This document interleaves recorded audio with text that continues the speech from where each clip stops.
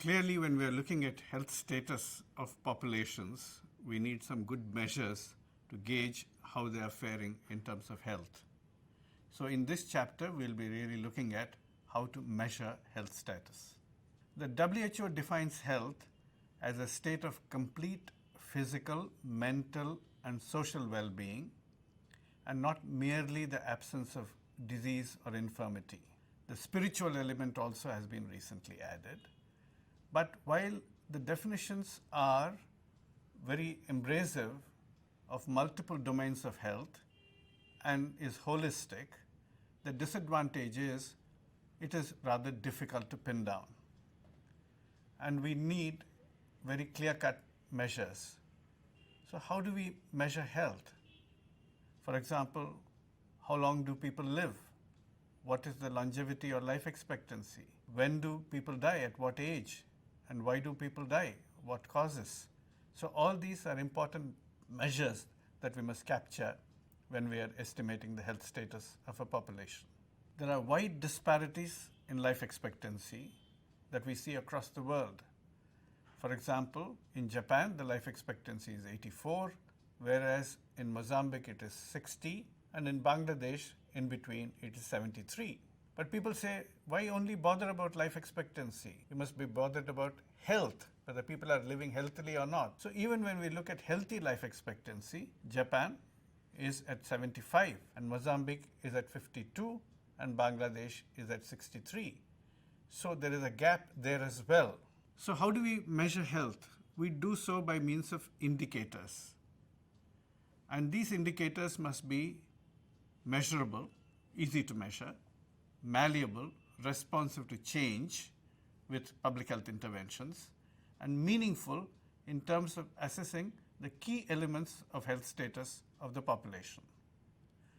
For example, when we look at cause of death, following the International Classification of Diseases, which was proposed by William Farr, now given the changes in our own knowledge, this has undergone several revisions, and now we have the 10th revision.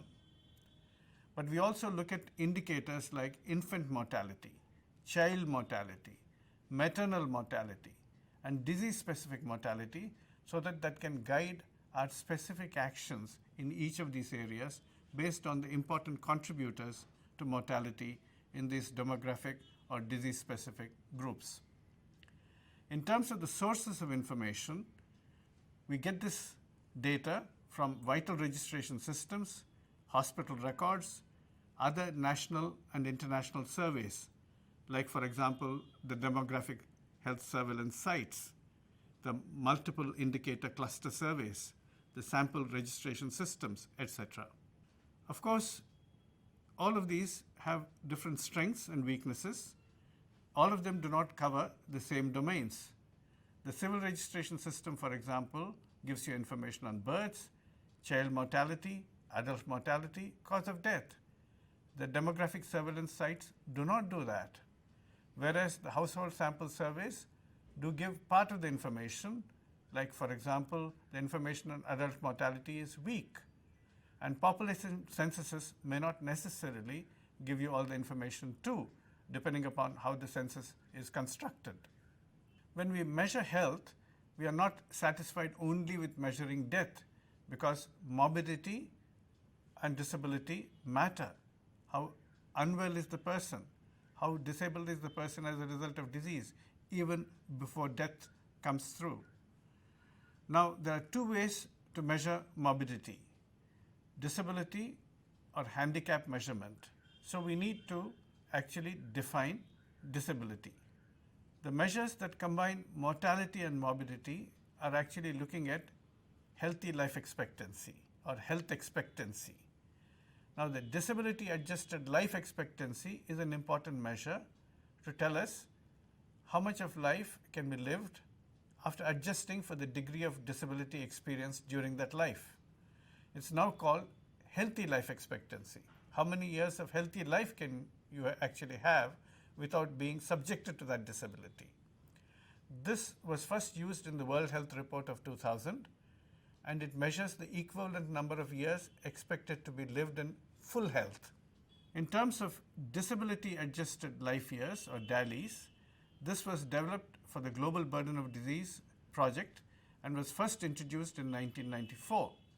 Subsequently, it has been repeated several times and has now become the standard measure for combining mortality and morbidity measures. It combines the years of life lost due to premature death and the years lived with disability. YLL stands for the years of life lost and is estimated on a population basis compared to the potential maximum life expectancy that you would expect. And the years lived with disability, we estimate it on a population basis and looking at the number of cases which must be multiplied by the average duration of the disease, weighted for the degree of disability that reflects the severity of disease on a scale of 0, which is perfect health, to 1, which is death. So is your disability close to terminal, which is 0.9 or something like that, or is it mild, which is about 0.1 or something like that? So therefore you weight for the disability. Now the DALY, which is a composite measure of the years of life lost due to premature death and the years lived with disability, provides this composite measure of mortality and morbidity. Now the Global Burden of Disease studies started first in 1990 and they were conducted by the Institute for Health Metrics and Evaluation, which is now coming to being. Initially it was a study between Harvard and the World Health Organization. But the Global Burden of Disease study is now institutionalized and is the largest analytical database of disease burdens and risk factors.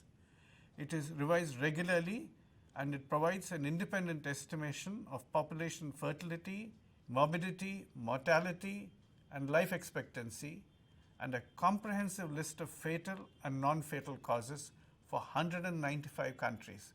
It helps to determine time trends within countries and compares across countries.